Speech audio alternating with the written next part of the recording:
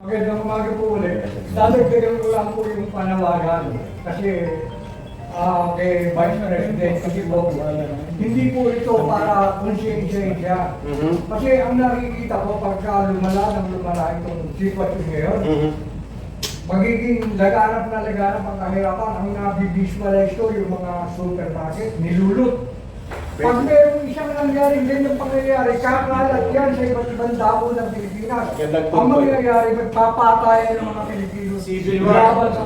Parang nakanugo, lalong kawawa tayo. Kung walang mamumuno, doon yung patungo. At saka hindi pa, hindi rin ito pangungusensya, kundi alalahanin sana ni Vice President Sara na ang tatay niya, si Presidente Digong, ang gusto, tumakbo siya ng Presidente, hindi niya pinakinggan yung kanyang tatay. Ito na yung panahon para i-read niya yung kanyang sarili. Yes sir, thank you. Salamat po. Okay, Colonel Contapay, before the next question. Precisely yung ginagawa natin to abet a constitutional crisis.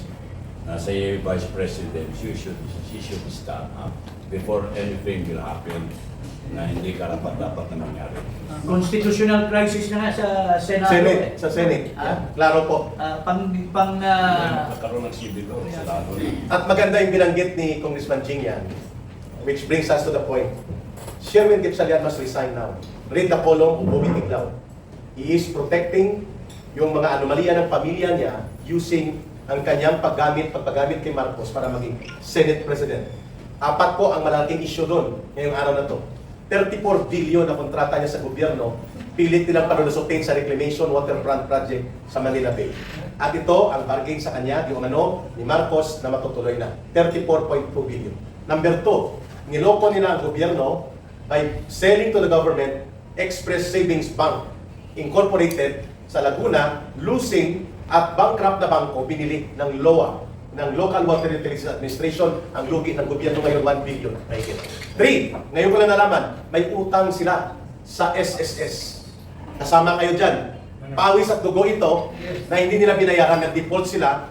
More than 600 billion noon, ngayon 1.3 billion ang amount nito sa SSS. At ngayon, dinidribble nila sa korte by filing cases para hindi mapagdesisyonan. Pangapat, mga kababayan, mayroon po silang involvement sa Jose Velarde accounts na dapat ibalik sa gobyerno. Ang amount should be 580 million 20 years ago, ngayon ay 1.2 billion.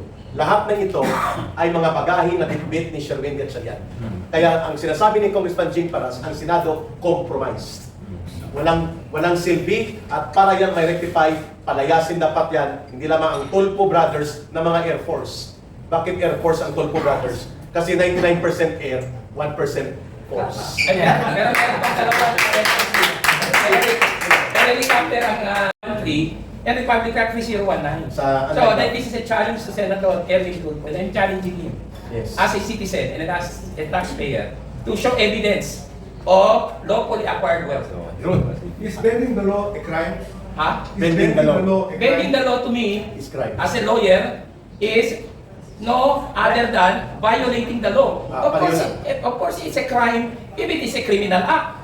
When you violate the law and it is a criminal act, then it is a penal offense. Kasi ang teorya niyan, Sir Rod, ang bawal ay nagiging bawal naman kapag nahuli. Yun ang teorya ni Tulfo. Ang mali kasi nila is they do not know the law and yet they spill out some opinions na hindi pinag-isipan. Siguro ang iniisip niya is bending over backward.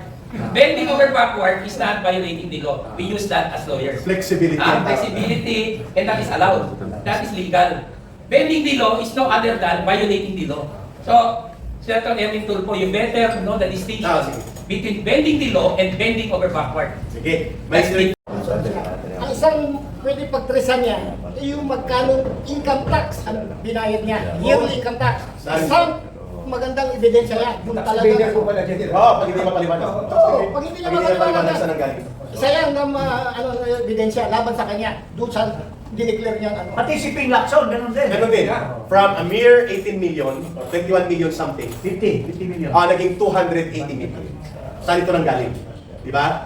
Dinoktor na yun ha. Alam natin dinoktor ang mga papeles nila, pero malaki pa rin yun. Hindi may paliwanag. Sabi ni Atty. Manny Luna, ill-gotten or unexplained wealth yan. Attorney Manny Luna. Presumptively, presumed by law. And that is not presumed by Atty. Manny Luna. That is presumed by By law. By law. By law. Yes, sir. Yes, sir. Sinakyan. Air Force din yun. Oo. Yung tuta. Ah, Ay, aso. One ball. And helicopter ni Saldico yun, hindi naman dinay. Sa pangampanya pong Jing, helicopter ni Saldico. Si Ping, tsaka si... kaya compromise. And it will now reflect that the Senate has been staged now by Marcos. Wala nang system of checks and balance pag ang Malacanang ay nakialam sa Senado. Kaya tama si Senator Alan Peter Cayetano na merong dalawang Senado. Yung Senate of the Philippines at Senate of Malacanang. Pero delikado tayo doon. Nakakahiya yan because ang projection yan sa labas ng bansa, Yes. failed state tayo. Failed state. Yan ang indication ng failed state. Because wala nang checks and balance. Okay? Claro. Any more questions? Yes, brother. Ito na, brother. Ito na. Paano po kung ma-desisyon na i-dismiss? Halimbawa yung panawagan natin na si Bibi Sara, na sabi nga hindi naman siya pwedeng kasama kasi Impeachable officer. paano kung bigla nilang i-dismiss kung tatayo si Bibi Sara? I-dismiss? Kasuhan na- Ano po i-dismiss? Ano i-dismiss? Yung impeachment. Hindi pabor sa atin. Hindi pa sa kanya yun. Tapos kasuhan siya ng rebellion na lang kasi parang Baka desisyon na. Hindi rin pwede kasi being an impeachable officer, they can file if they want, they can investigate if they want, pero hindi naman ma-prosper yan sa level ng arrest. The more reason na maging impeachable officer siya. Correct. Impeachable, okay, dismiss ang Kasi kung impeachment. natalo siya, hindi na siya impeachable. Hindi na. She's not vice president. So habang dismiss yung impeachment, Mas maganda. mas maganda para sa kanya dahil nananatili siyang vice president as an impeachable officer. Kung i-dismiss ang impeachment, ibig sabihin nanalo siya sa impeachment proceeding. Pero totoo yung sinasabi mo ang pagkaso ng kung ano-ano ay pwedeng gawin. Pero kung papayagan ng taong bayan at ipapahintulot yun Ng korte, ng korte, Another usapan ibang yan. bagay yan. Another usapan yan. Chef, kagaya example, ito lang ha, haka-haka lang ito. Pero maraming nagsasabi sa kanilang kapatiran na kung ulihin si Marcoleta, halimbawa, na wala namang reasonable ground dahil talagang kinasuhan lang siya, gawa-gawa lang. Aalma ang taong bayan. Yeah. Meaning to say, yung kanyang mga kapatiran, at malaki yun. Malaki. Papayag kaya yun, parang gano'n lang yun. So kung halimbawa, ma-dismiss yung impeachment, di man natili si Vice President na Vice President. No. Tapos, pwede na siyang kasuhan. Halimbawa, hindi pa rin siya pwedeng hulihin dahil impeachable officer. Sa impeachment Canada. In fact, ang binabanggit ni Congressman Jing, Attorney Jing para Attorney Manny Luna, kaya nag-alangan si Boying Rimulya na isampa sa Sandigan Bayan ang reklamo ni Trillanes. Kasi alam ni Boying na may tulog siya. Baka hindi patulan niya ng Sandigan Bayan because impeachable official. Hindi pwede isyuhan ng warrant ang impeachable. Pero gustong-gusto ni Boying, nakatawin yan. May reklamo din si Trillanes kay Sara Duterte sa ombudsman. Can you imagine, pag dinisregard ng rule of law tapos issue ng warrant, the more dapat na mag-lead si DP kasi hindi na nila nire-respeto ang konstitusyon Correct. at ang batas. Failed state na nga tayo. At kahit magbait-baitan pa si Vice President Sara Duterte, the strategic direction of Marcos right now, upon controlling the Senate, is to remove her and prevent her from becoming the next president. That should be clear to her. But I That should be clear to the tell you, people. kaya rin the others, just to assure our people, nandyan pa ang judicial, nandyan pa ang ating Korte Suprema. Nakabimbit pa. I believe and I have full faith and confidence in the Supreme Court. They will never permit a rogue government here in our country. Okay? Yan ang assurance natin. For as long as the Supreme Court exists and functions, and the courts, they can never do that. Even during martial law, if the courts are functioning, martial law is limited. Yeah. Undeclared limited So you selective see, version. may limitasyon yung ginagawa nila. In fact, ebidensya ngayon yan laban sa kanila. Laban sa kanila. Kaya very defensive nga sila eh. Tingnan nyo yung survey. Napigilan nila Wala. ang sentimiento ng mga Pilipino. Negative, negative, negative. Consistently. Hindi niya napigilan because you can close the mouth of the leader but never the mouth of the people. Of the people. At malinaw po gusto namin i-announce dito, pilit ito din na downplay. The negative 13 average of Marcos is the lowest since 16 years ago. Ito ang pinakabababa na nangyari. Si GMA, negative 45, 2010. So, 16 years ago pa yun. Pero si GMA, pabagsak na noon, patapos ng termino niya, talagang lugmok na siya. Si Marcos, halos nangangalahati para sa termino niya. Negative na yun. So, yun ang pinabanggit ni Congressman Jing Paras, na kung ang taong bayan ng pagbabatayan, itinatakwil nila si Marcos. Pero wala silang nakikita na rallying leader na doon sila tatalo. Kasi walang tumatayo na Hindi open. lalabas, fence-sitters lahat. Oh, yun ang epekto nun. This brings us to our proposal, Kong Jing. Kaming dalawa, we talk about this. Kong Jing, can you announce yung proposal natin post-snap election? Yes. Oh, pwede. Yeah. Go. We are toying the idea of Challenging Marcos. challenging Marcos to submit himself and Vice President Sara Duterte Snap election. for a snap election. Laban sila. Laban sila Eh dalawa. kung si Marcos pumayag noon na mag-snap election, yung tatay niya, Oh, bakit siya hindi? bakit hindi siya ngayon? Di negative 15 na nga siya. Diba? Dapat natin challenge ngayon, sir. We call that challenge because it is going to be the fresh mandate. Yes. Para ma-avert ang mga kaguluhan na sinasabi nila, wala na mga salpukan ng rally sa kalye, resign sila or mababa ang isa sa kanila matatalo sa snap elections. Pero ang tanong natin sa dalawang abogado, ano ang legal mechanism para ma-implement? Eric. Yes. Magagaling ko lang sa Triagrao City, Province of Cagayan, or the whole of Region 2, ang nadawit ko yung rating ni Bongbong Marcos. Sa Region 2 ha, 4% lang yung popularity. Hindi, positive 4%. The whole of Region 2 na yan. So, bababa ng babagsak na yun. So ito, Yung administration. sinasabi ni Manny Luna, ngayon, hinihikayat namin si Marcos Jr. Na wala nang tiwala, wala na siyang kredibilidad sa bayan, negative na. Pero para patunayan ko ang mga pinaggagawa ni Marcos at ang kanyang mga alipores tungkol sa korupsyon.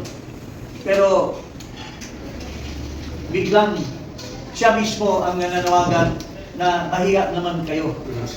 Sabi niya, we have 5,500 Completed flood control. completed flood control.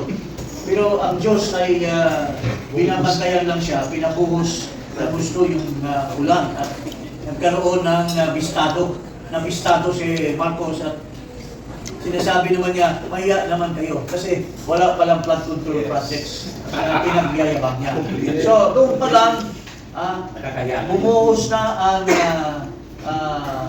ikangay puot at galit ng taong bayan dahil niluloko po tayo ni Marcos mismo. Pero sa tagal namin naghihikayat na imbestigahan ang mga kurakot, imbestigahan ang mga kalukuhan ng gobyerno, ng mga smuggling, importation of items like sibuyas, bigas, at sugar. Tuloy-tuloy pa rin ang pagbababoy ni Marcos sa ating bayan, mga kaibigan. Kung saan-saan nagliliwaliw, pera ng bayan ang nilustay.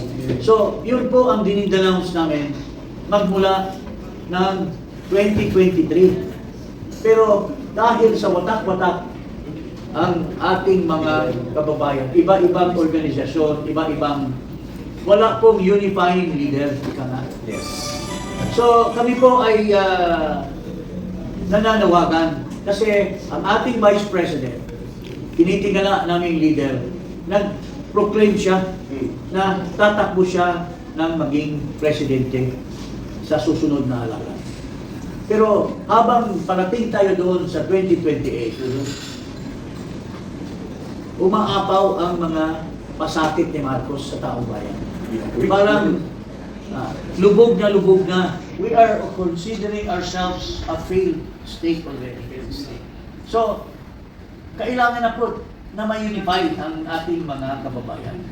Kung iba-ibang organization, wala pong mamumuno at walang magsisigaw at magsasabi na magsama-sama tayo. Kasi wala tayong tinitingala na leader sa isa-isa. na makapag-unify. Nakita po namin na si Vice President Sara lang ang ating kumpay, mga kababayan. Ang ating salvasyon, mga kababayan. So, nandito po kami sa pangalawang beses na manawagan muli kami. Although dininig ng ating Vice Presidente ang unang nating panawagan, mukhang hindi niya masyadong nakuha yung puntos na sinasabi natin. Ito pong panawagan na mamuno siya, hindi po ito babagsakin ang gobyerno. Yes. Hindi po ito panawagan ng people power na hinikayat natin ang armed forces na bumitaw sa gobyerno. Ito po ay panawagan kay Vice President na tumayo siya sa isang forum at hikayatin niya ang lahat ng mga grupo na magsama-sama sa ilalim ng kanyang liderato. Yun po ang hiniling natin, mga kababayan. Madam Vice President, wala pong hinahangad tayong people power. We are not calling you to join forces with all the forces existing against Marcos na manawagan po tayo na bagsakin natin si Marcos. Nananawagan po tayo for so many years now, for so many months now, only to denounce, only to call for grievance of the things that Marcos is doing to our country. Yun lang po, at kailangan po ng leader. Kailangan po ang mamumuno doon sa ating panawagan. Kasi watak-watak po ang ating grupo. Alam natin, the bulk of the Filipino people, alam natin na may puot, may galit sa administrasyon ni Marcos. Pero hindi tayo makabuelo kung walang isang leader tulad mo, Madam Vice President. Nakita namin nung nasa Sarangani po kayo. Kulang-kulang na lang yakapin ka ng taong bayan. So, doon po natin nakikita na ang taong bayan naghihintay lang po sa iyo. Kailan po kayo lumabas sa hawla at pumunta ka sa kalye at doon po kami lahat sasama sa iyo at manawagan. Ito po, huling panawagan. At si Ka-Eric, sasagutin niya yung sinasabi ng mga ibang nakapaligid sa iyo na mali yung kanilang perception sa panawagan ng taong bayan na ikaw ang maglilid sa kanila ngayong panahon na ito. Ayun. Maraming salamat. Palakpakan namin dito. The leader of the Filipino people to stand openly against plunder, corruption, and abuses in government, and to denounce the effects of this na nagpapahirap sa taong bayan. Kahit Vice President po siya, hindi nawawala ang kanyang karapatan na magpahayag. At malaking bagay kung nagpahayag siya kasama sa mga pagkilos na mapayapa ng taong bayan. That is the meaning of unifying figure. A leader should be a unifying and rallying figure for the people.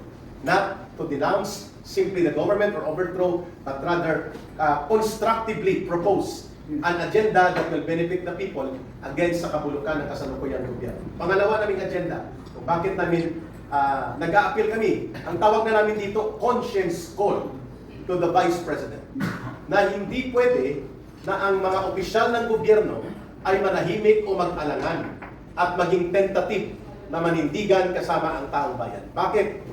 Sapagkat nagiging malakas ang loob ng mga abusado at mga kurakot kung walang mga opisyal sa gobyerno, lalo na yung malakas ang loob at mataas ang katungkulan like the Vice President to stand and call out and bring the grievances of the people to petition the government. Malinaw po yan, halimbawa lang. Ibang bagay kung kasama namin si Vice President Sara Duterte na mag-expose sa mga nangyayari ngayon. Halimbawa, may plano pala sila Marcos na ang 1,600 hectares sa New Clark City ay magtatayo ng military and economic zone na nakatago sa taong bayan. Pinapasimplihan nila. It is a different thing if the Vice President will ask, ano ito? Bakit may requirement ito ng 1 million liters of water to cool down the biggest AI facility na itatayo dyan sa New Clark City? O, di ba mga public interest issue ito? O bakit ang ating bansa sa ngayon ay tuloy-tuloy na nalulubog sa utang? Tama, Direct. Yes, right, Kunjing. Tama yung sinasabi niya. Iba kung si Vice President ang mag-expose at kasama niya ang 50,000 people. Yes! 100,000 people. At kasabay niya sa gilid niya at mananawagan sa mga sinasabi at mga ginagawa. Iba yun. Kaysa mag-isa lang siya, press release lang, kaysa siya mismo ang tatayo sa kalye. Yes! Yes! Siya mismo magsasabi at magdi-denounce katulad ng ang Senado ngayon ay dinikover na ni Marcos. Oh, grabe. Sasabihin niya yun. Pero kasama niya ang Taong bayan. taong bayan. sa katabi niya at i-denounce ito. Malaking bagay po yan, Madam Vice President, kaysa nandiyan ka lang sa isang lugar, sa opisina mo at nagpi-press release ka lang. I agree. Ibang usapan yon. Kung nandiyan ka sa kalye, kasama mo ang mamamayang Pilipino at nagsisigawan na, Marcos, huwag mong gawin ito. Marcos, kamulastugan yung mga ginagawa mo. It's a different story, Madam Vice President. Ang tao ay uhaw na uhaw sa liderato mo. Ang taong bayan, hindi na sila mapakali. Pero hindi sila makabuelo sa kanilang gustong gawin, gustong i-denounce kasi walang liderato na tatayo para sa kanila. Ma'am Jean, lilinawin namin dito kay Pasang Attorney Manilo. Okay. May mga nagsasabi doon sa gustong paligiran si Vice President Sara Duterte ng maling pananaw at maling interpretasyon na ipinapahamak daw namin ang Vice President at ipinapakulong namin siya o pinapa-aresto kapag ito ang panawagan namin. Mali po yun. Una, ang isang leader ay dapat alam niya ang tamang paninindigan, hindi ang panunulisod sa kanya. Pangalawa, paano siya arestuhin kung hindi naman siya nananawagan ng armadong pakikibakan, hindi siya nananawagan ng kaguluhan, hindi siya nananawagan ng violente na mga pagkilos, pagkos lehitimo na issue, at ito ay mapayapang pagtitipon, public assembly, peaceful assembly. Paano siya arestuhin? And pangatlo, kung aarestuhin man siya at gagamitan siya ng dahas, ang taong bayan na magpuprotekta sa kanya. At kapag pilit siyang ikulong, mas mapapadali ang pagbangon ng taong bayan upang makita nila ang kaabusuhan that even the Vice President ay hindi ginagalang ang karapatan niya. So there is no leader that cannot take the risk for his or her people. Hindi natin siya pinapahamak. At kami nga, tayo nga, kayo nga, ay nagtataya tayo. Ang panawagan natin sa kay Vice President, ma'am, tumaya ka ng tama. Tumaya ka sa mapayapang pagkilos, pero bring the voices of your people on the street, on the forum, and everywhere and everything that you can do to bring enlightenment to the people and to bring the highlight of the issues sa buong mundo. Malaking bagay dahil ikaw ay Vice President.